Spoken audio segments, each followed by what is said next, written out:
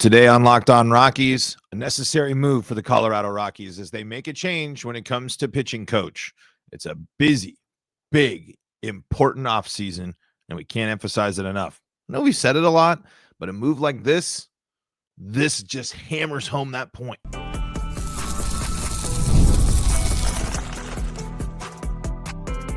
You are Locked On Rockies, your daily Colorado Rockies podcast. Part of the Locked On Podcast Network, your team every day. Rock on Rockies fans, welcome into the Locked On Rockies podcast for today, the 24th day of October in the year 2025. I'm your host of the Locked On Rockies podcast, Paul Holden, bringing you your daily Colorado Rockies talk right here on the Locked On Podcast Network, where you can find your team every day. If your team is the Colorado Rockies, you're in the right spot because that's what we do around here. Talking Rockies baseball free and streaming on your favorite streaming services and on the Locked On Rockies YouTube channel, where you can be part of the show. You can fire off your Rockies hot takes. You can let me know what's on your mind when it comes to the Colorado Rockies, and help the show grow by interacting right there. Like and subscribe and sharing the videos always helps. And you can let me know what's on your mind as we navigate a very big offseason that just had another big shakeup, as Darryl Scott will not return as the Colorado Rockies pitching coach. We're going to dive into that and more on today's episode of Locked On Rockies. Before we go any further, today's episode is brought to you by FanDuel. Right now, new customers can bet just $5, and if your bet wins, you'll get $300 in bonus bets to use across the app. Download the app today. And a reminder, I am Paul Holden, your Rockies fan extraordinaire, here on the Locked On Rockies podcast, bringing you this daily Colorado Rockies talk. All right, so this was a move that had to happen, folks. This was something that, plain and simple, you could not allow to continue. And I really actually like this recap of the situation here from MLB Trade Rumors. This is what Leo Morgenstern has to say, because Thomas Harding reported the news yesterday, briefly after I had recorded the podcast. This news dropped, and I think this was one of the pieces that we needed to hear. The state of the pitching staff is unacceptable. And it's not only the state of the pitching staff because of the performances, because of the performance, but it was also because of the pieces used and because the Rockies general manager Bill Schmidt did not bring in necessarily great talent to give Darryl Scott this. And that's what's pointed out in this MLB Trade Rumors piece here, which let's turn to now. In 4 seasons under Scott, Rockies pitchers ranked third last in the majors in adjusted ERA, trailing only the Athletics and Nationals. Even accounting for park factors, their ERA has been more than 10% higher than league average in each of the past 4 years. They've ranked 30th out of 30 teams in strikeout rate every year of Scott's tenure as pitching coach, and they haven't limited walks or hard contact to compensate for all those batters they failed to strike out. Scott can't take the blame for all or even most of his team's pitching struggles. It's not as if the now ousted GM Bill Schmidt ever gave him a ton of talent to work with. Not to mention, coaching in the high altitude of Coors Field is still an unviable task, even for the most ambitious of pitching gurus. Still, it's not a good look for Scott that Colorado's pitching only seemed to get worse in every season under his supervision. Several of the team's pitchers have regressed in recent years, and few have lived up to their full potential. That's why you don't get to just forgive Scott here. And the important context of working with the talent that he was given and the resources and the information, the data, everything else from the behind the scenes stuff that the Rockies were giving him, that's important context. But those are also excuses. Your job as a pitching coach and your job is to enact your philosophy, especially when you're talking about the injuries derailing what Scott's plans were, mostly, for sure, when you're talking about the veteran guys. Darryl Scott, could there be a little bit more pressure here if we were to say, point at immediately and say the regression of German Marquez and Antonio Senzatella can be directly related to Darryl Scott's tenure because they've played all these years and they have that. With how big and how long those injuries, how substantial those injuries are, you can't sit there and say that's a different story. But you can point there and say, what about Kyle Freeland? You can point there and say, what about Austin Gomber? What about the bullpen? What about the young guys that we saw this year? Like there are multiple examples that you can point to, and you can say, did Darryl Scott really help in this situation? Did Darryl Scott really And was it philosophy, or does it go back to that lack of resources and information and all that stuff? The point being, Darryl Scott did not help the Rockies improve. And one of the most frustrating things is he was given a lot of time to figure it out. And again, 4 years is not enough time to just sit there and crack the code that's been one of the toughest codes to crack in baseball, which is Coors Field. But he did go into this job with a little bit of an advantage, having multiple pitchers that have been successful at Coors Field, having a situation where you have a very exciting prospect like Chase Dollander that's in your organization. And instead of him looking like, whoa, oh, let's take this guy and let's start crafting it, you start getting worried about Chase Dollander and what he's going to be able to do here. You come away from this season instead of feeling confident in any aspect of Rockies pitching outside of maybe a couple arms. We have hopes of Agnos and Chavihi and these guys breaking out. Yet this was the results showed that players didn't improve under this tenure. We had 4 years of the Rockies pitching staff getting worse, and the context of the injuries to Germán and Antonio Senzatella matter a lot. I am fully with you there. But at the same time, that's still 4 seasons. That's still a significant, when you're talking about the decline, the 7 straight losing seasons and the 7 straight seasons of things getting worse for the Rockies. Over half of that, the pitching staff was getting worse season after season. And we were supposed to sit here and again, we were told that things were going to get better. We were told that these guys, just wait, do this. It's all coming up of these guys were either unable to execute their vision and player development when it comes to Darryl Scott and Bill Schmidt and Bam Bam and all these other and all of the coaching staff that the Rockies have moved on from. Either they were just not able to communicate their philosophy and approach to these players and it wasn't working, or they weren't doing things in the right way. I want to go back to this piece here. I didn't really phrase that right. I kind of lost where I was going there. I'm sorry, I didn't land the plane, but I just wanted to go back here to why just saying Coors is not enough here. That's not an easy. You can't just sit here and just say roster and Coors. While roster is a very, very, you do have to look at some of the names and some of the arms that the Rockies have that the Rockies have used over the past 4 years, especially at the major league level, that weren't the one, they're young guys that they've called up. But there has been what is Ryan Feltner? Who is he as a pitcher? Is there anybody on the staff that you're that you're sitting there and saying wow, this has panned out. These guys that the Rockies took a chance on, or the Rockies drafted, or the Rockies have called up, or the Rockies have turned to, they're doing something here. But that never came to be in the last 4 years. In 4 seasons under Scott, Rockies pitchers ranked 3rd last in the majors in adjusted ERA, trailing only the Athletics and Nationals. Even accounting for park factors, their ERA has been more than 10% higher than league average in each of the past 4 years. Sure, so you're sitting there, that's a very Coors-y type thing. That's a young type of thing. That's an inexperienced thing. But they've ranked 30th out of 30 teams in strikeout rate every year of Scott's tenure as pitching coach. And they haven't limited walks or hard contact to compensate for all those batters they failed to strike out. That is a recipe for one of the worst seasons in baseball history, an absolute disaster for the Colorado Rockies. You cannot not strike batters out and also give up hard contact and walk people. Under Darryl Scott, the Rockies pitching staff did everything wrong. And talk about too, when you're talking about late leads blown, when you're talking about games that have gotten out of hand, when you're talking about the amount of first inning runs, when you're talking about the consistent games trailed, when you're talking about highest starter ERA by a rotation ever, worst run differential, a lot of that does fall on Bill Schmidt for building the rosters that he had. And Darryl Scott did have to work with the talent that he was given. But it's not, again, the Rockies were not just bad. They were historically bad.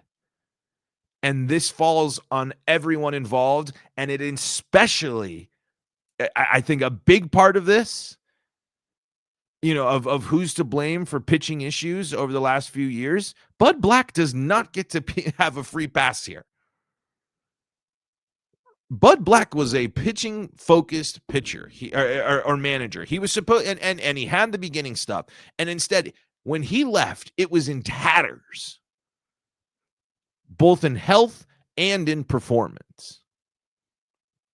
So no, the pitching issues do not fall solely on Darryl Scott. But it is long. I mean, this was another addition or another move the Rockies needed to make as they look to change things. And I'm glad again, it's a weird thing to say because it's a person losing their job and other people losing their jobs because the bullpen coach isn't returning either. But this is, you could not allow this to continue. And again, the Rockies and pitching is going to be a challenge, and just hiring a new pitching coach is not going to wave the magic wand to fix it. But you have to get back to being a point where you're not historically bad. And in the Bill Schmidt and Darryl Scott era of the Colorado Rockies, they have never been worse as a pitching staff. And that is statistically true. All right, let's talk about why it's so important for the Rockies to find someone that can unlock the strikeout and more, coming up next on today's episode of Locked On Rockies.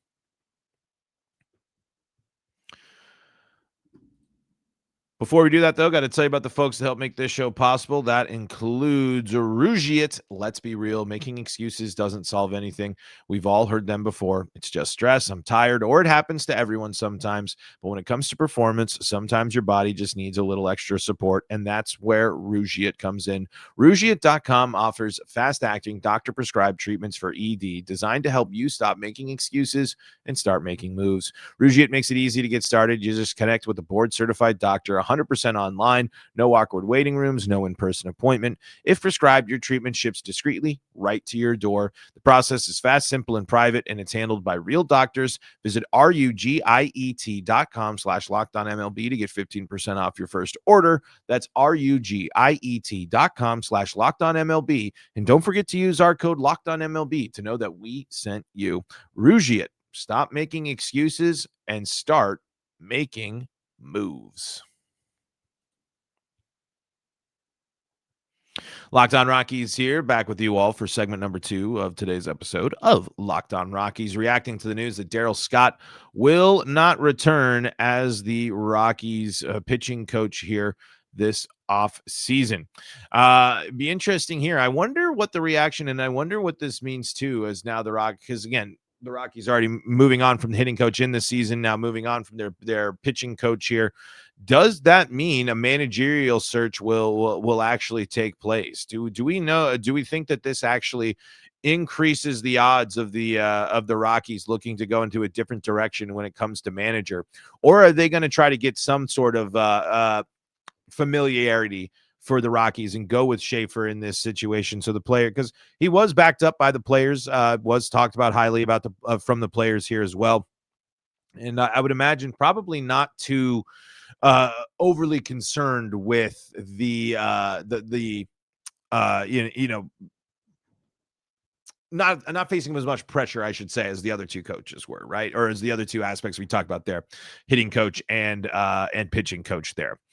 I'm still of the mindset of they'll just make him the manager, take the interim tag off. They've got enough holes to fill here. They can feel confident enough and feel comfortable with a guy that's been in the org. And I can't imagine that Schaefer would be too opposed to doing things a little bit differently, as we even saw with some of the approaches and some of the things, at least in minute ways.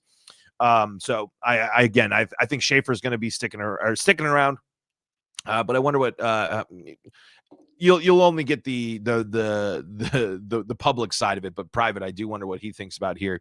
For his chance to kind of build this team and build the staff his way and what he would want to do, given the full command and the full control here. Obviously, there, the new president of baseball ops, GM, will have a say in that as well, and how the team's organized. But I wonder if Schaefer is sitting here saying that this is my opportunity now to kind of bring in and do things more my way and what I think will help this team, because there is no simple answer for this. There's no pitching coach that's going to be immediately able to do this. But the Rockies cannot be the worst team at striking out batters anymore. They need to develop their pitchers to be able to strike batters out and get out of jams and get out of situations. The only weak, because again, as we were reading from that MLB trade rumors piece, they're not getting the weak contact or walking. Those are also problems. But to me, the biggest problem out of all of those, I guess the contact one, throwing meatballs and throwing stuff in a place where you get punished, that I guess could be an argument for biggest deal. But I think the Rockies' inability to put batters away is one of the biggest reasons they have been so horrendous in the run differential. And I think you're watching the World Series or the playoffs, and you're talking about pitchers and these games where the managers are going in or the pitching staff's going in there, and they know that this lineup is weak against specific pitches, and they just will hammer those, and they'll do those. They'll hit a bunch of them, or at least I saw it in the ALCS. Teams made adjustments, and it doesn't work that whole time. But that's the type of stuff when I look at that where it's just like, man, there are cohesive pitching game plans put out, and then this happens for every game. I understand that, but when you see it on the postseason, when you see it, really executed that way, it just kind of reminds you that, dang, like you can really, if you have a plan and you execute that plan, if it's got the information, if you're saying this plan can be successful, this is how we're going to get more swing and misses against this team. This is how we're going to be able to strike them out, which I think, teams probably did against the Rockies this year. That just helps you in so many situations. And I just think that when you are able to build game plans centered around, the strikeout or getting batters, I guess it's hard to say if it's just centered around strikeouts or just getting them out. I just think that might be one of the puzzle pieces of pitching at Coors. Hyper specific matchups every time you're there, and for going on the road too. Okay, when I'm at home, and I think we saw some kind of splits of this for some Rockies pitching. I haven't looked into the numbers or anything, but okay, at home I don't have as much movement. I don't get as much snap. I don't get as much break. How am I going to adjust, and how am I going to be able to find these other weak spots in these lineups of these batters that I know we're going to face coming up? What can I do? Can I pump fastball? Can I try to ramp up, try to hit a little more velocity on fastballs and try to pump them, in some tough spots to hit? Can I be a little bit more risky and go for the high heat and just try to blow people away upstairs or throw sliders upstairs, even with the minimal movement? Can I have it with enough velocity and break high in the zone that makes it difficult to hit to get the strikeout there? It's kind of a long-winded way of just saying, I think the real big clarity picture here of how to be the successful pitchers at Coors Field is being a staff that can strike batters out. You don't have to be the best strikeout staff. And with the Coors, with the park factors, you're probably never going to be able to be that. But if you can be an above average strikeout team that is able to hit your spots and especially limit walks, that is going to be, I think, part of that will cut the run differential down. The contact, obviously, and I think if you increase in those areas, the strikeouts, which is swing and misses or and whiff rates and things like that, or of course watching pitches, and if you limit the walks, that's going to bring down those hard hit balls, the balls in play, the contacted balls down. So I think bottom line, the new standard for the Rockies, strikeouts have to be part of the equation. It cannot just be pitch to contact, all that stuff. You have to be able to put guys away. And there's a lot of ways to do that. But I think that needs to be one of the core pieces of the next Rockies pitching coach approach. Chase Dollander is going to be at his best when he can blow people away and when he can execute his stuff to the best of his abilities. So if he needs to, since Coors Field, he can't get the same action. What else can you do to help him get, how else can he maximize that? What can he do to adjust there to still strike people out? Why the Rockies run differential and why they were so pitiful on offense is because in large part because they strike out a ton. So I don't know. Let me know. How am I overvaluing the strikeout here? Am I thinking too much of the significance of it? Should the Rockies continue to focus on weak contact, relying on the defense? I just think that's inevitable. Being good at defense and limiting hard contact and limiting balls in play is just got to be part of the standard anyway, especially as, pitching continues to get to this, be in such a spot where it seems like they have the advantage over offenses in baseball. But to continuously be so bad at striking out and striking people out and to not have that weapon in your utility belt, that's tough, if you ask me. All right, let's put a bow on this with a fall league, with some updates, with some numbers from the fall league here, and just head on off into the weekend talking Rocks. Join us on the other side. Before we do that, though, got to tell you about the folks that help make this show possible. That includes FanDuel. The NFL season is here, and FanDuel has an offer you don't want to miss. Right now, new customers can bet just $5 and get $300 in bonus bets if you win. That's right. Pick a bet, put down $5, and if it hits, you'll unlock $300 in bonus bets to use across the app. You can use those bonus bets to go for parlays, go for player props, or even follow the live lines during the games. It'll make watching football even more exciting when you've got a little something riding on the action. Whether you're a casual fan or love diving into the stats, FanDuel makes the game day experience so much better. Head over to FanDuel.com, place that first $5 bet, and when it hits, you're going to get $300 in bonus bets to use across the app.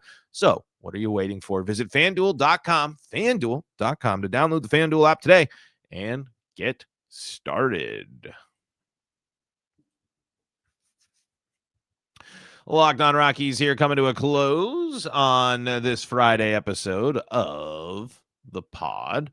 Wanted to again thank you all so much for tuning in. Thanking you all the Blue Jays fans tuning in and checking out the pod here. We had a real big episode this week, so of course y'all have been very supportive of the show. Really do appreciate that. Really appreciate all of y'all. Quick update from the fall league here. This is from Purple Row and Samantha Bradfield. Charlie Condon, Jaron Thomas, and Braylon Wimmer are representing the Rockies in the Hartford Yard Goats here. And it's going pretty well. Condon, 341, 420, 477 in 11 games. Wimmer, 243, 378, 270 in 12 games. Thomas, 296, 321. 593 in 7 games. Condon is the number 2 ranked prospect on Purple Row. Thomas, the 8th ranked prospect on Purple Row there. Thomas wants to limit the punch outs, he says, during the strike, during this, and Condon just wanted to keep building momentum. Those home run, let's see, Connor and Thomas have 1 homer apiece, and they're both grand slams. Really like to see that stat line for Condon as he had a screaming end to the season there. As he continues to be when you're talking about something to start watching here, when we're getting closer to spring, he's going to be a guy that's going to be watching there should be some excitement building here. This is the number 2, Purple Row, number 2 prospect in the system, really high rated guy, a guy that has this power potential at a position that you desperately have been struggling with. The story of Charlie Condon is going to be one to continue to watch here going forward throughout the offseason and through as we navigate through spring as well.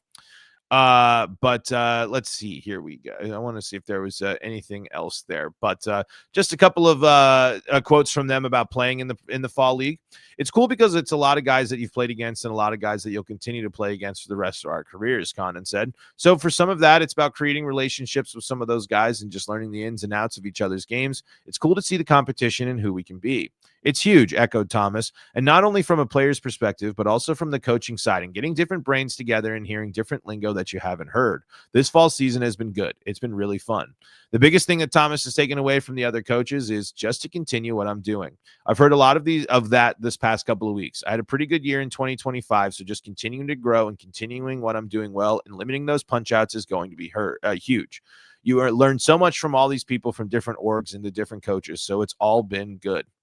I really just think that this is something that I just love how much we're hearing from different perspectives, and it's no surprise, of course, with this being the fall league, but